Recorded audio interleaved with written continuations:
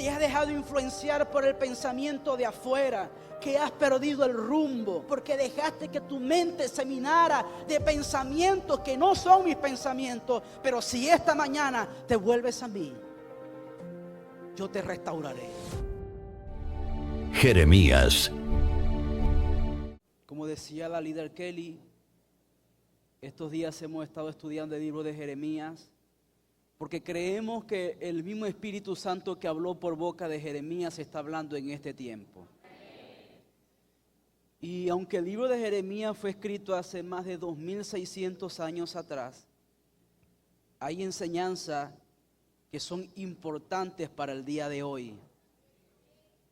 Cosas que sucedieron allá, que cuando la comparamos con lo que está sucediendo hoy, y no solamente en el mundo, sino en nuestro país, nos damos cuenta que hace falta que el mismo Espíritu Santo que habló por boca de Jeremías nos hable en este tiempo. Como hemos venido enseñando, Dios levanta al profeta Jeremías en un momento de degradación espiritual y moral en el pueblo de Judá. Y ahora vamos por el capítulo 15 de todo lo que Dios ha venido hablando al profeta. Y en el verso 1 que leímos, y vamos al verso 1, dice: me dijo Jehová, si Moisés y Samuel se pusieran delante de mí, no estaría mi voluntad con este pueblo. Ahora, es interesante que el Señor nombre a Moisés y ¿a quién? Y a Samuel. ¿Por qué los nombra? Porque ellos en su ministerio intercedieron delante de Dios a favor del pueblo en tiempos también de degradación moral. Uno de esos casos lo vamos a encontrar en el libro de Éxodo, capítulo 32, verso 11. Libro de Éxodo 32, verso 11.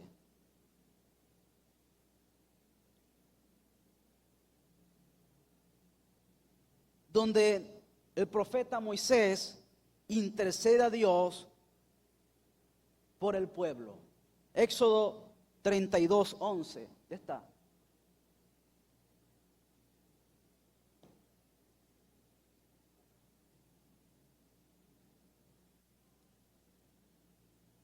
Entonces Moisés oró en presencia de Jehová su Dios y dijo: oh Jehová, ¿por qué se encenderá tu furor contra tu pueblo, que tú sacaste de la tierra de Egipto con gran poder y con mano fuerte? El que sigue. ¿Por qué han de hablar los egipcios diciendo: para mal los sacó, para matarlos en los montes y para raerlos de sobre la faz de la tierra? Vuélvete del ardor de tu ira y arrepiéntete de este mal contra tu pueblo. El que sigue.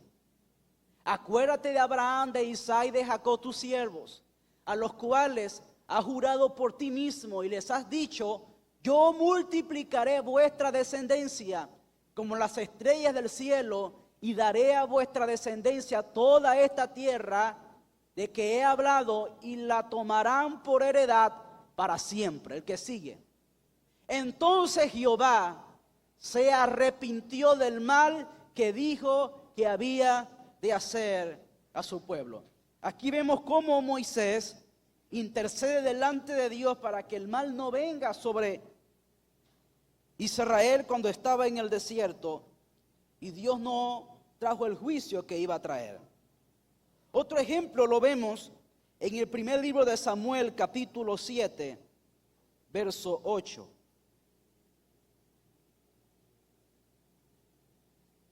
Primer libro de Samuel, capítulo 7, verso 8.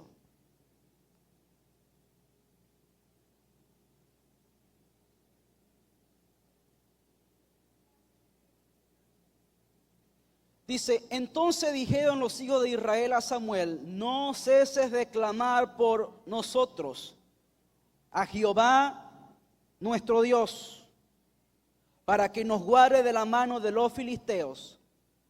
Y Samuel tomó un cordero de leche y lo sacrificó entero en holocausto a Jehová. Y clamó Samuel a Jehová por Israel. ¿Y qué dice? Y Jehová le oyó. Y aconteció que mientras Samuel sacrificaba el holocausto, los filisteos llegaron para pelear con los hijos de Israel. Mas Jehová tronó aquel día con gran estruendo sobre los filisteos y los atemorizó, y fueron vencidos delante de Israel. ¿Cuántos saben que Dios responde a la oración de su pueblo? Pregunto, ¿será que la intercesión es efectiva? Cuando Dios pone carga en nuestro corazón para interceder por otros, hay que interceder porque es un milagro que Dios quiere efectuar a favor de su pueblo. En el Salmo 99:6 dice: Moisés y Aarón entre sus sacerdotes, y Samuel entre los que invocaron su nombre, invocaban a Jehová y él les respondía. En columna de nube hablaba con ellos, guardaban sus testimonios y el estatuto que les había dado. Jehová nuestro Dios, tú le respondías, le fuiste un Dios perdonador y retribuidor de sus obras. Exaltad a Jehová nuestro Dios y postraos ante su santo monte, porque Jehová nuestro Dios es santo. Note que ahora el salmista David, o quien escribe el Salmo, recuerda cómo en tiempos pasados Moisés oró y Dios escuchó. Samuel oró y Dios escuchó. ¿Y cuántos dicen esta mañana: yo también he orado y Dios ha oído? ¿Cuántos pueden decir: Dios me ha usado para interceder por otros y he visto el fruto de esa intercesión? ¿Sabe? Uno de los ministerios más importantes en la iglesia es el ministerio de la intercesión. Y una de las cosas que el diablo más ataca es el ministerio de la intercesión. La oración es la columna de la iglesia. ¿Sabe? Un misionero tenía que entrar a China a predicar, pero era demasiada la persecución en contra de los misioneros. Así que él envía una carta a uno de sus mentores, un misionero muy conocido, y le escribe diciéndole que la situación en China estaba muy difícil, que no hallaban cómo entrar. A lo que aquel anciano misionero le respondió al joven: hay una sola manera de entrar y es de rodillas. Y les voy a decir que hay una sola manera de atravesar lo que estamos viviendo en este país y es de rodillas, porque Dios responde al clamor de su pueblo.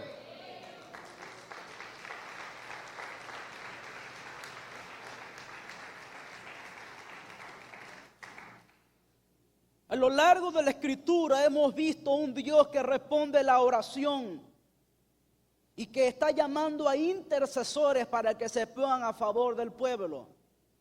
¿Recuerdan aquel pasaje en el libro de Ezequiel cuando dice: busqué a un hombre que hiciera vallado, que se pusiera en la brecha, pero no hallé ninguno?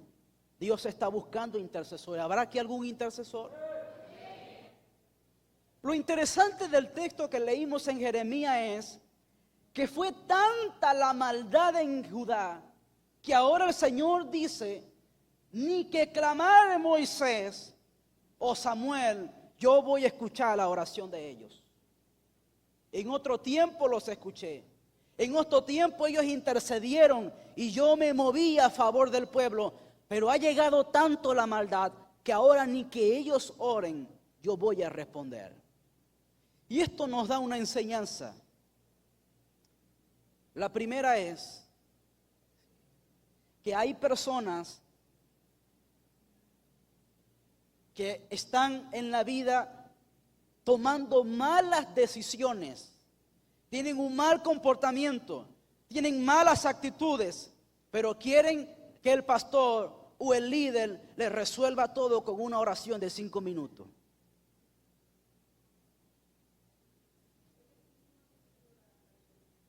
Esa es una de las enseñanzas, sí. Pero vienen con tremendo problema, vienen envueltos en las consecuencias de las malas acciones que ellos tomaron. Ellos vienen a la iglesia para que el líder espiritual con una oración les resuelva todo. Sí. Y te voy a decir que la oración Dios la responde, sí, pero tú tienes que lidiar con las consecuencias de tus malas acciones.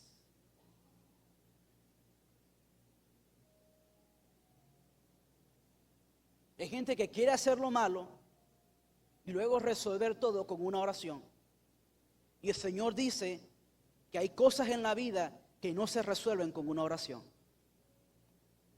Hay cosas en la vida que no se resuelven solamente orando, sino cambiando la mala actitud.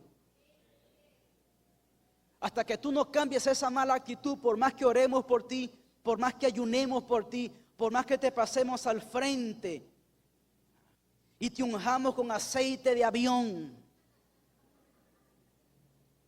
no va a cambiar nada. ¿Sabes por qué? Porque no se trata del mucho aceite, se trata de lo mucho que tú estés dispuesto a cambiar. Mientras tú no estés dispuesto a cambiar, por más que oremos por ti, nada va a cambiar. Segundo, como decía la hermana, hay gente que está acostumbrado a vivir de las oraciones de otros. Que otro sea el que ore por mí. ¿Sabe por qué? Porque yo no estoy dispuesto a cambiar mi vida. ¿Usted sabe por qué hay gente que dice, hermano, y nosotros podemos orar por ti? Claro que sí. Es el deber de nosotros los líderes espirituales orar por la gente. Dios nos ha llamado a orar por la gente. Pero usted sabe por qué hay gente que dice, hermano, ore usted por mí porque Dios te escucha más que yo. En primer lugar, eso es mentira. La Biblia dice que un corazón contrito y humillado Dios no rechaza.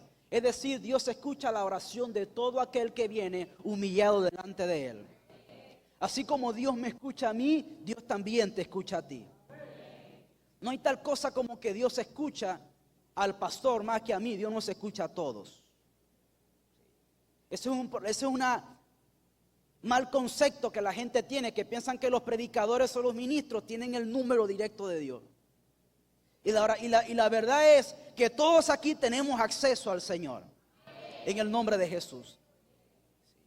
Pero usted sabe por qué a ellos se les hace más fácil ir para que un líder espiritual ore por ellos, porque no quieren cambiar su estilo de vida.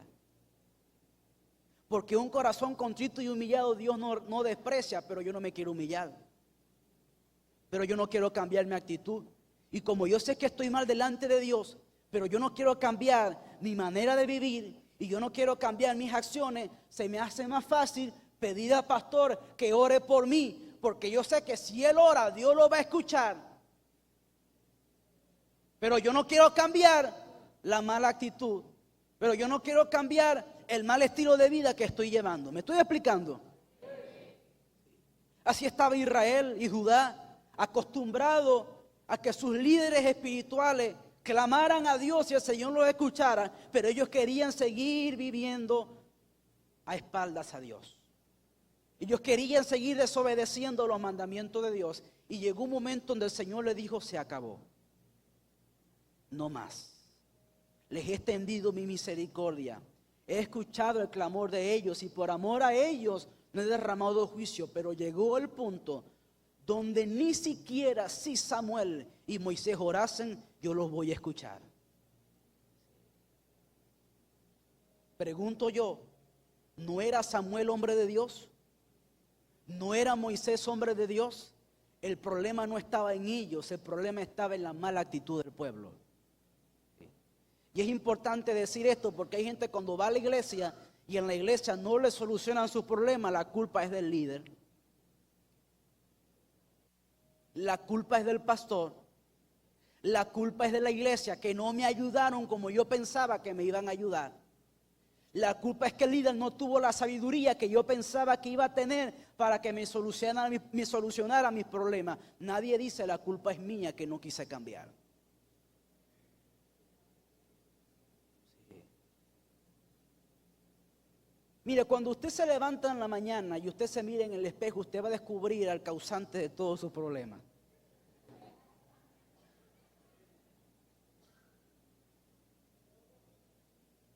Pero ¿cómo nos gusta echarle la culpa a otro? ¿Y cómo nos gusta cargar a otro con nuestros problemas? ¿Sabe por qué el Señor dice hasta aquí, ya no más? Porque también quiere llevarte a ti al punto en el que tú puedas cambiar tu actitud. ¿Hasta cuándo vamos a seguir orando por ti? Le está diciendo el Señor. Y que otros intercedan y tú vas a seguir con tu mal comportamiento. Se acabó.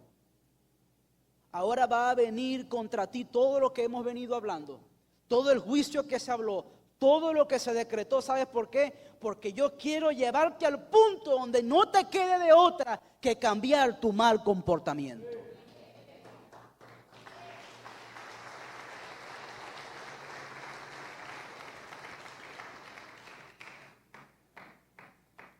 Y dice el verso 2.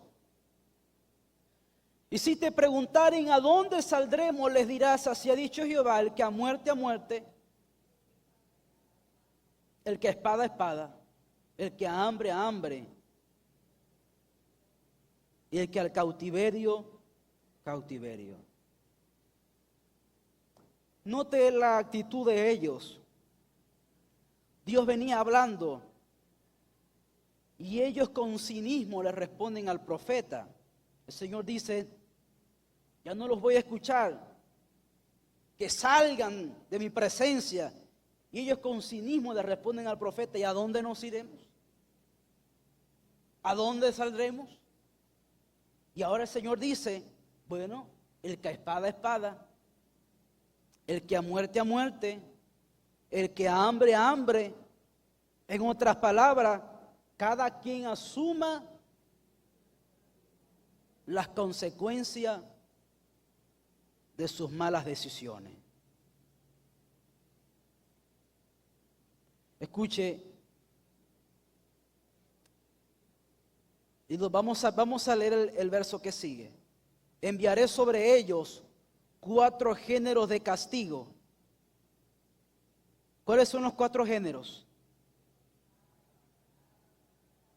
Espada,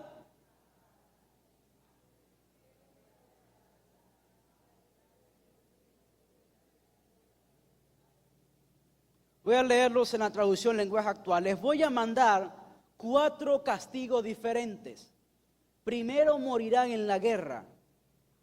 Luego los arrastrarán los perros. Además, los devorarán las aves del cielo. Y finalmente lo destrozarán las fieras del campo. Mire lo que venía sobre ellos. Recuerden que el juicio de Dios sobre este pueblo era la invasión de Babilonia. En la guerra que se avecinaba, los cuerpos iban a quedar en el campo. Y escuche, para los hebreos era muy importante enterrar los cuerpos. Eso hablaba de honra y dignidad. Pero no iba a dar tiempo, porque también serían llevados en cautiverio. No iba a dar tiempo de enterrar los cuerpos, iban a quedar allí en el campo, tendidos. ¿Sabe qué era esto? Un golpe directo al orgullo de ellos. Escuche lo que yo le voy a decir y présteme atención esta mañana en esto.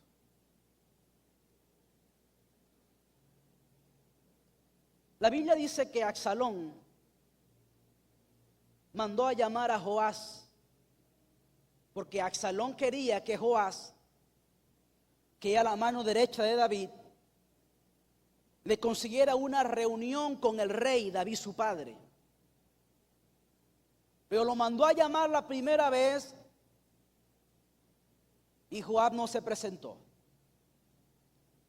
Lo mandó a llamar una segunda vez y Joab no se presentó.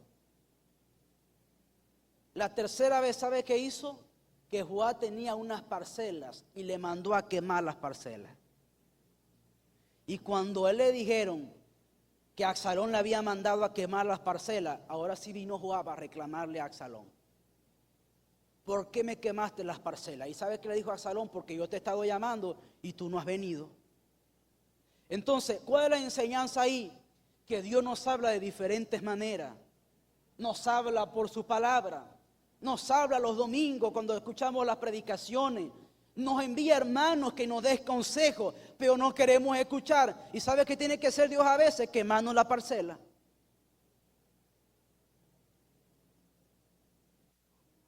Si de esa manera entendemos que Dios nos está hablando, la pregunta es: ¿por qué tenemos que llegar al extremo que Dios nos queme la parcela? ¿Por qué Dios tiene que quemarte la parcela? ¿Por qué a Judá tuvo que venirle este gran mal para que pudieran volverse a Dios? Pregunto, ¿era esta la voluntad de Dios para con ellos?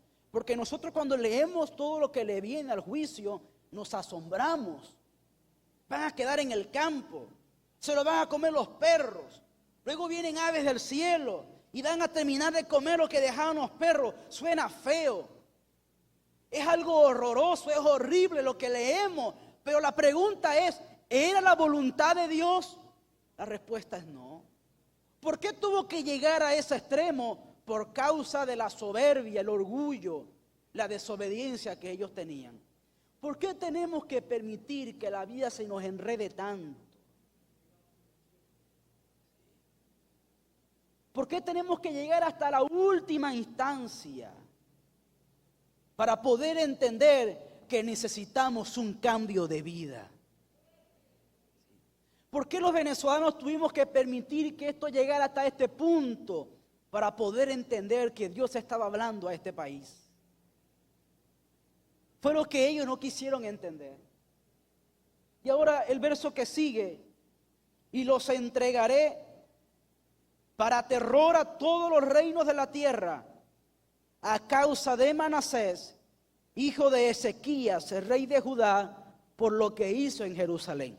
La pregunta es: ¿qué hizo Manasés en Jerusalén? Vamos a estudiarlo. Segundo libro de Reyes, capítulo 21, verso 1.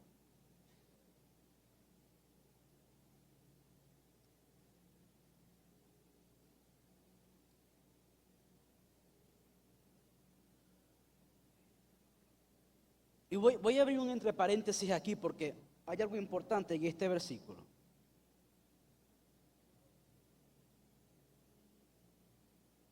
¿Cuántos años tenía Manasés cuando comenzó a reinar?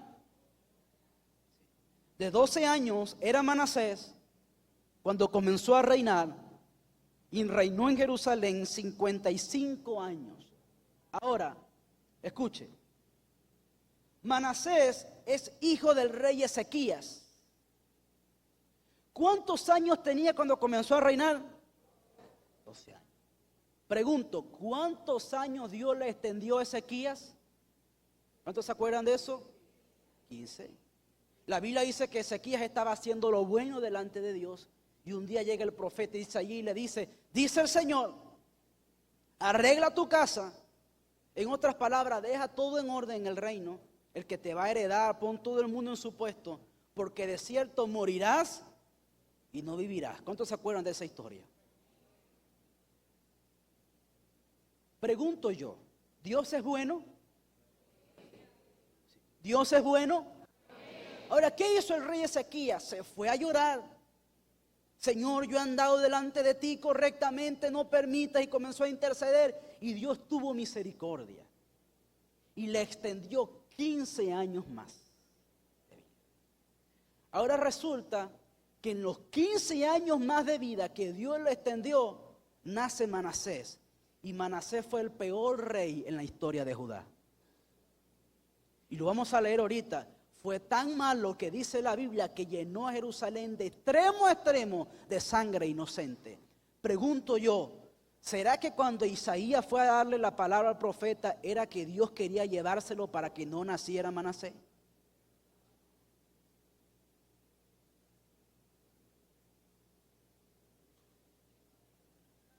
Todo el mundo quedó pensando, ¿verdad? Porque siempre nos enfocamos en que Él intercedió. Y sí, Dios es bueno y es misericordioso y escuchó la oración del rey. Pero yo quiero hacer esta pregunta otra vez. ¿Dios es bueno? ¿Será que Él estaba diciendo al rey, vas a morir porque Él era malo? ¿Simplemente porque lo quería quitar? ¿O será que Dios, que conoce todas las cosas, permite cosas en nuestra vida que no entendemos en el momento, pero es porque Él está viendo un plan mayor? Él está viendo cosas que nosotros no sabemos que vienen, pero ya Él las vio. Él conoce cosas que nosotros no conocemos. Lo que no entendemos hoy que pasa en nuestra vida, un propósito tiene, que yo no lo entiendo, es otra cosa. Pero Dios es bueno. Eso es lo que tenemos que entender. Tal vez lo que estoy viviendo hoy es duro. Tal vez no lo puedo entender, tal vez no lo puedo comprender, pero Dios es bueno. Y si ese Dios bueno lo está permitiendo, hay una razón detrás de eso. Aunque a mí me duele en el momento, aunque me hace derramar lágrimas, ¿qué tengo que hacer? Confiar en la misericordia y la benevolencia de Dios. Él es bueno y por algo lo está permitiendo.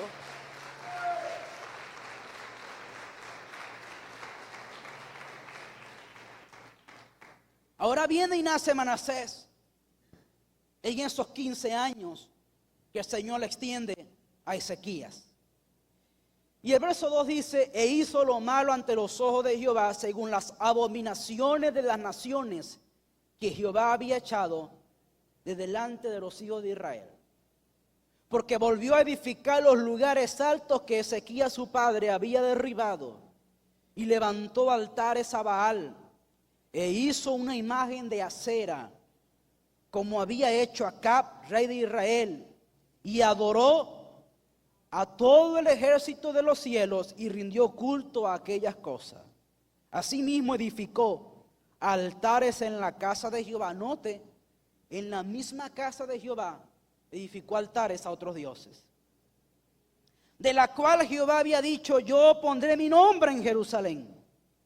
Edificó altares para Jehová y edificó altares para todo el ejército de los cielos en los atrios de la casa de Jehová, y pasó a su hijo por fuego.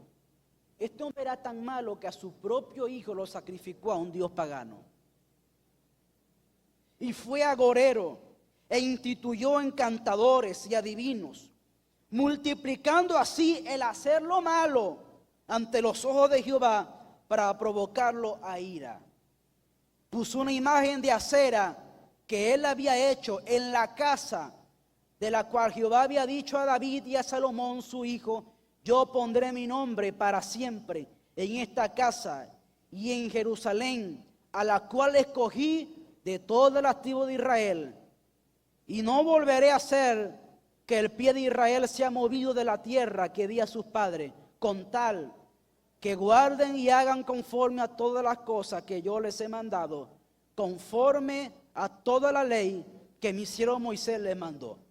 Pero mire cómo dice, mas ellos no escucharon, y Manasés los indujo a que hiciesen más mal que las naciones que Jehová destruyó delante de los hijos de Israel. ¿Se puede imaginar esto? Que ellos estaban haciendo más mal que las naciones paganas.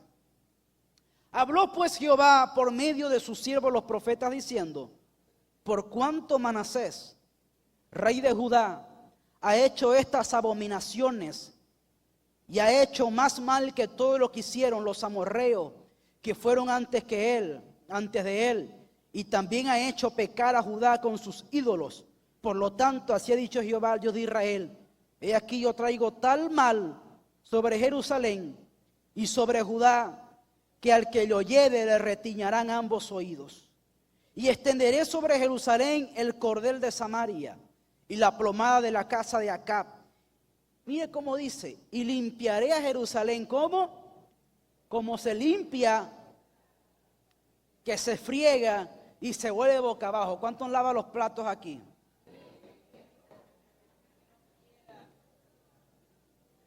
¿Y usted qué hace? ¿Los lava y los pone boca abajo? Note todo lo que Dios está hablando de lo que viene, Pero va a entender que cada vez que Dios trae juicio sobre un pueblo, era porque había un propósito. El Señor dice, voy a traer sobre ellos esto y esto. ¿Por qué? Porque los voy a limpiar como se limpia un plato. Y los voy a poner boca abajo. Y me encanta esta expresión porque Dios está usando ejemplos de la vida cotidiana para que podamos entender lo que Él nos quiere decir. ¿Sabe? La Biblia dice, cerca de mí está la palabra. Dios no... Mire, hoy en día hay un montón de predicadores en las redes, hermano, que hasta Dios tiene que estudiar teología para entender lo que dicen. Con unos códigos apostólicos y proféticos que usted lo lee, usted lo escucha y lo escucha, nadie entiende. Pero el Dios en la Biblia, cuando Él habla, Él quiere que su pueblo le entienda, le comprenda. ¿Sabe? Un verdadero predicador, un maestro, no es aquel que dice cosas tan profundas que nadie puede entender, sino el que hace la palabra tan sencilla que todo el mundo puede entender el mensaje de Dios. ¿Saben? Esta mañana aquí hay todo tipo de personas, desde niños hasta ancianos, y el mensaje tiene que ser entendible para todos. Y el Señor dice, yo los voy a limpiar como se limpia un plato que se friega y se pone boca abajo. Y dice el verso 14, y desampararé el resto de mi herencia y lo entregaré en manos de sus enemigos y serán para presa y despojo de todos sus adversarios, por cuanto han hecho lo malo ante mis ojos y me han provocado a ira desde el día que sus padres salieron de Egipto hasta hoy. Note, habían pasado cientos de años desde que Dios sacó a Israel de Egipto hasta el momento de ese verso, y el Señor dice, desde ese día hasta hoy me han provocado a ira. Les abrí el mar rojo, hice descender maná del cielo, les puse en la noche una columna de fuego para que no tuvieran frío, porque el desierto en la noche es frío, es oscuro. El Señor puso una columna de fuego para que les alumbrara y les calentara, y en el día columna de nube para que fuera sombra y les refrescara. Y aún así, hasta ese día, lo que habían hecho era provocar a Dios a ira. ¿Sabe cómo se llama eso? Ingratitud. Ingratitud. El no reconocer que ellos tenían todo lo que tenían por la gracia y la misericordia de Dios. Ahora mira lo que dice el verso que sigue. Fuera de esto, es decir, de todas las cosas malas que leímos de Manasés, derramó Manasés mucha sangre inocente en gran manera hasta llenar a Jerusalén de extremo a extremo. Además de su pecado con que hizo pecar a Judá para que hiciese lo malo ante los ojos de Jehová. Ahora, vamos un momento al segundo libro de Crónicas, capítulo 33.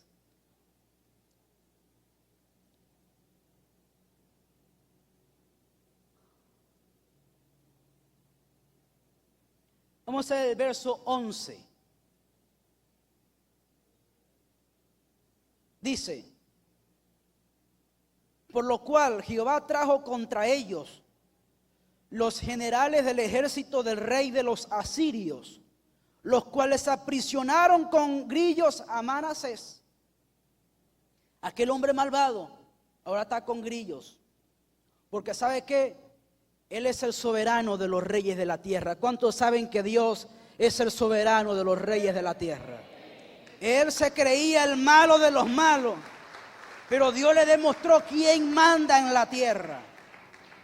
Y ahora aquel hombre malvado está con grillos y atado con cadenas lo llevaron. Mas luego que fue puesto en angustia, ¿sabe qué hizo Manasés? Oró a Jehová su Dios. Humillado grandemente en la presencia del Dios de sus padres. ¿Se da cuenta, amados, cómo Dios tiene que permitir situaciones en la vida para que nos podamos humillar? Hasta el rey más malvado, cuando Dios lo puso en angustia, se humilló delante de Dios. Y habiendo orado él, fue atendido. Qué grande es el Señor, misericordioso. Pues Dios oyó su oración Dijimos que un corazón contrito y humillado. Y lo restauró a Jerusalén y a su reino. Entonces reconoció Manasés que Jehová era Dios. Y aquí él comienza a quitar los lugares altos, todo lo que había hecho. Pero vamos al segundo libro de Crónicas 33, 21. Muere Manasés, él se arrepintió, pidió perdón. Pero se levanta Amón, su hijo. Y dice, de 22 años era Amón cuando comenzó a reinar, y 2 años reinó en Jerusalén, e hizo lo malo ante los ojos de Jehová, como había hecho Manasés su padre. Note que aunque él se arrepintió, las consecuencias de sus actos quedaron en el reino. Él pidió perdón, él se arrepintió, él oró y Dios lo escuchó. Y estoy seguro que cuando Manasés murió fue llevado al seno de Abraham porque él se arrepintió. Pero las consecuencias de sus actos quedaron en el reino. Luego de Amón viene el rey Josías, que hizo lo bueno delante de Dios. Pero luego de él vinieron otros reyes que hicieron lo malo. ¿Sabe por qué? Porque la influencia de Manasés quedó en el reino, al punto que en Jeremías capítulo 15, muchos años después que Manasés murió, el Señor por boca del profeta le dice, yo voy a traer un mal. ¿Sabe por qué? Voy a permitir lo que voy a permitir en Judá por la maldad de Manasés. Amado, escuche lo que yo le voy a decir. Dios perdona el pecado. ¿Cuántos creen eso? Dios limpia el pecado, pero las consecuencias quedan.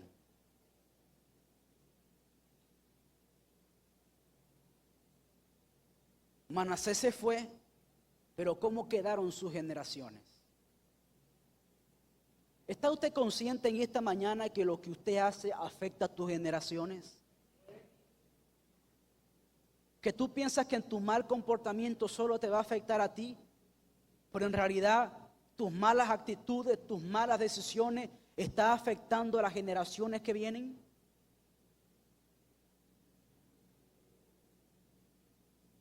Y que todavía tus generaciones van a vivir las consecuencias de tus malas decisiones de hoy. Y eso no es culpa de Dios. No. Eso no es culpa de Dios. Dios no va a castigar a tus hijos por lo que tú hiciste hoy. No. Lo que ellos van a recibir son las consecuencias de tus malas decisiones. Eso no lo escogió Dios, eso lo escogiste tú.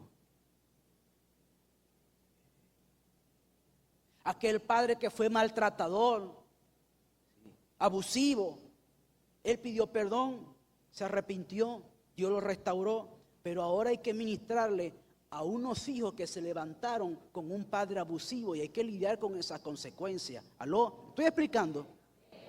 ¿Ah? Hijos que se levantaron en un ambiente de abandono, sus padres se arrepintieron, el Señor lo limpió, gloria al Señor por eso, pero ahora hay que lidiar con una generación que se levantó en abandono, sin presencia de padre y madre. Dios te limpia el pecado, pero hay que lidiar con las consecuencias. Esto es lo que le estaba pasando a ellos ahora.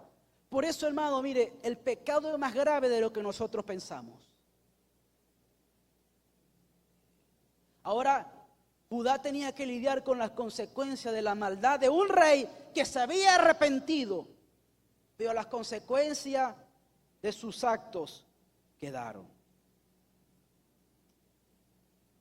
¿Será que hay aquí alguna persona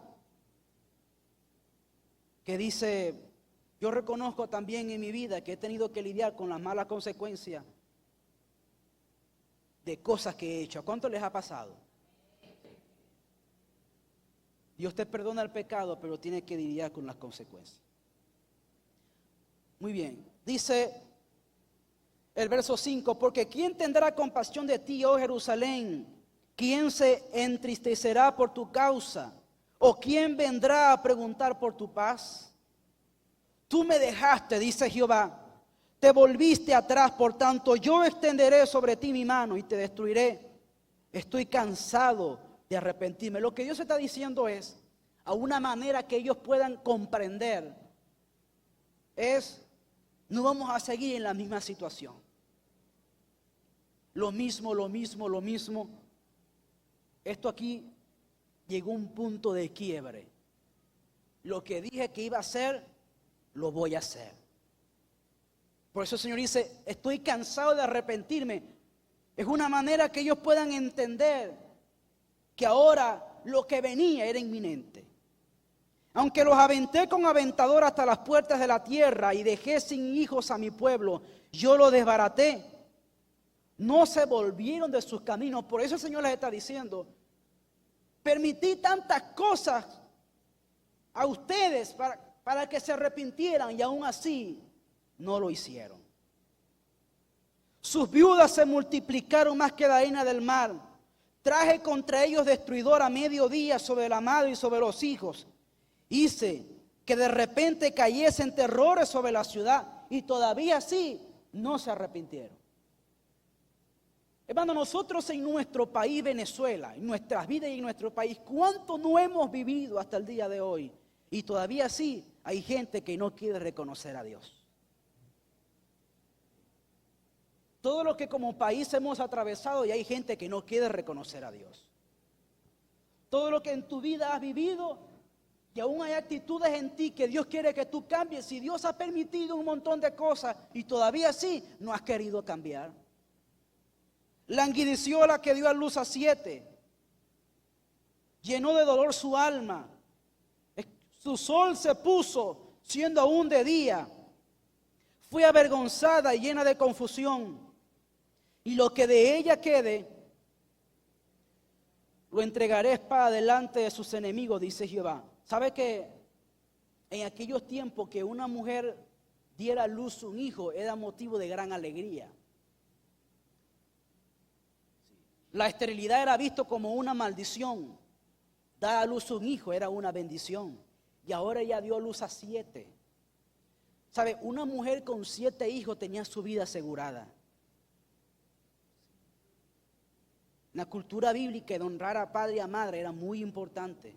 Y una mujer que tenía 7 hijos era vista como que estaba en la altura máxima de su vida. Tiene 7 hijos que la van a honrar, que la van a sustentar, que la van a ayudar, que la van a bendecir. Una mujer con 7 hijos, pero ahora los 7 hijos en los que ella confiaba ya no están.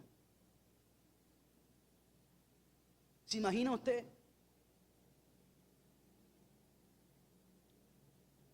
Y dice el verso 10, ay de mí, madre mía, que me engendraste, hombre de contienda y hombre de discordia para toda la tierra. ¿Por qué Jeremías dice esto? No es que fuera un hombre de contienda en el sentido de que andaba por allí buscando pleito con la gente. Era hombre de contienda porque caía mal por el mensaje que les estaba hablando. ¿Con todos ustedes han caído mal alguna vez? No es que usted hizo algo, sino que cayó mal por el mensaje que usted dio. El apóstol Pablo le advierte a Timoteo y le dice que vendrá en los últimos días todo aquel que quiera vivir piadosamente en Cristo Jesús padecerá persecución. Pablo se lo advirtió a Timoteo. Y Jesús, hablando a los discípulos, le dijo: a ustedes el mundo lo va a aborrecer por mi causa. Porque si a mí me aborrecieron, ¿cuánto no más a vosotros? Pero también el Señor dijo: bienaventurado soy cuando por mi causa os vituperen y os persigan y digan toda clase de cosas. Pero dice que mintiendo. Un hermano me dijo: hermano Luis, yo estoy en tremenda persecución, pero yo sabía que lo que se decía era verdad. Pero la Biblia dice que es aventurado cuando se dice cosas que mintiendo. ¿Por qué caía mal Jeremías? Porque el mensaje que estaba hablando no le caía bien a la gente. Pero el apóstol Pablo, o los apóstoles decían una frase importante: es mejor obedecer a Dios antes que a los hombres. Voy terminando. Dice él: nunca he dado ni tomado en préstamo y todos me maldicen. Sea así, oh Jehová, si no te he rogado por su bien, si no he suplicado ante ti en favor del enemigo en tiempo de aflicción y en época de angustia. ¿Puede alguno quebrar el hierro del norte y el bronce? Tu riqueza y tu tesoro entregaré a la rapiña sin ningún precio por todos tus pecados en todo tu territorio. Aquí está hablando, sabemos, del juicio que venía. Ahora, en el verso 15, dice: tú lo sabes, oh Jehová, acuérdate de mí y visítame, y véngame de mis enemigos. No me reproches en la prolongación de tu enojo. Sabes que por amor de ti sufro afrenta. El ministerio de Jeremías fue muy sufrido. ¿Pero por qué lo hacía él? Por amor a Dios. Hermano, ¿por qué sufrimos afrenta? Por amor a Dios. Oiga esto. Oiga esto. El Señor no te promete un evangelio de comodidad. El Señor no te promete un evangelio donde le vas a caer bien a todos. El Señor no te promete un evangelio donde todo es color de rosa. Pero usted sabe por qué estamos dispuestos a soportar lo que tengamos que soportar: por amor a Él. Si Él por amor a nosotros sufrió la cruz, ¿cuánto no más nosotros por amor a Él vamos a soportar lo que tengamos que soportar? Que habrán momentos difíciles, que la gente se levantará, que habrán días donde hay que llorar, que hay días donde hay que sudar, donde hay que esforzarse, sí, pero lo hacemos no para caerle bien a la gente. Si usted hace el ministerio para caerle bien a la gente, se va a desgastar. Pero si usted hace las cosas por amor a Él, usted va a avanzar hasta lo último sin importar el costo, porque es por amor a Él.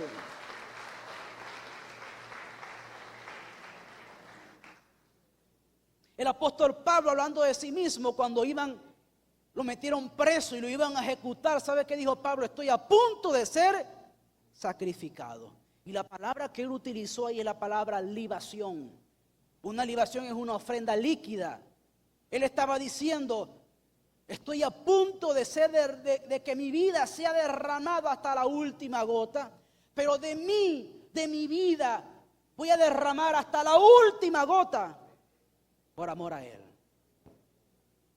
Diga conmigo: hasta la última gota por amor a Él.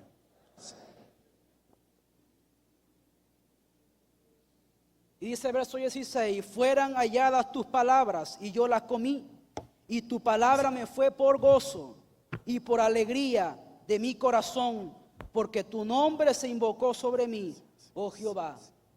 Hermanos, no solamente es hallar la palabra, es comerse la palabra. ¿Aló? No es solamente es oír la palabra o repetir la palabra o memorizarse la palabra, es comerse la palabra, es digerir la palabra, es meditar en la palabra, es vivir la palabra. ¿Cuántos pueden alabar al Señor por eso?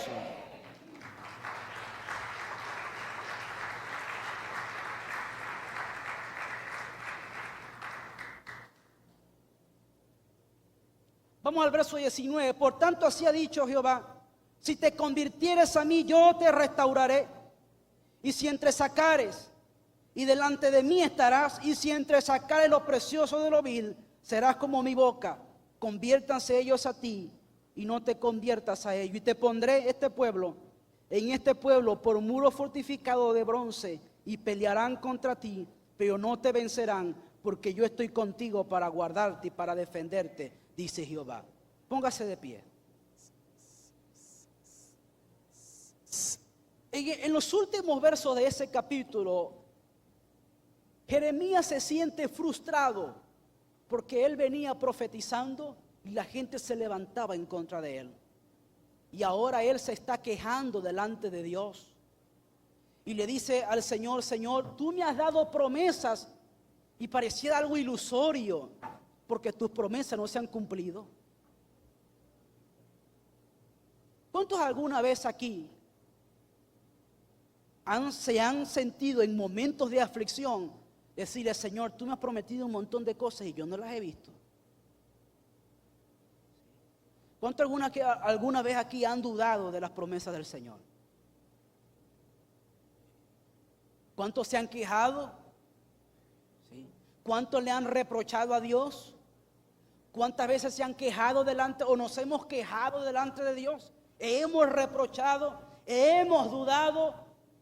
Le hemos dicho: Señor, tanto que nos has hablado y no has cumplido tu palabra. Jeremías llegó a ese punto de quejarse delante de Dios. Y me gusta eso, que la Biblia lo escriba. ¿Sabe por qué? Para enseñarnos que los hombres de Dios no eran Superman. Eran hombres que también dudaban, que se quejaban, que reprochaban: Señor, no entiendo lo que estoy pasando. Tú me hablaste y no veo el cumplimiento. Y el Señor le dice a Jeremías: Jeremías, si tú te conviertes, en otras palabras, si tú vuelves a mí. Jeremías, te ha dejado influenciar por todo lo que está a tu alrededor. Te has dejado influenciar por el mal comportamiento de ellos, por la mala actitud de ellos, por la ingratitud de ellos, por el menosprecio de ellos, que has apartado tu mirada de lo importante. Pero si tú te vuelves a mí, pero si tú regresas a mí, delante de mí estarás. Y dice: yo te restauraré. Hay gente aquí en esta mañana que el Señor le está diciendo: tienes que volverte a mí.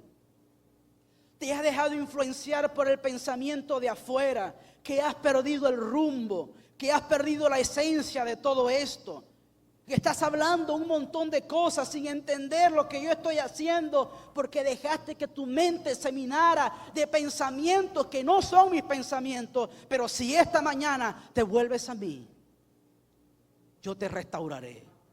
Restauraré tu vida, restauraré tu matrimonio, restauraré tu ministerio, restauraré tu liderazgo, restauraré tu negocio, restauraré tu empresa. Yo voy a restaurar a Venezuela. Si se vuelven a mí los venezolanos, yo restauraré este país y delante de mí estarán.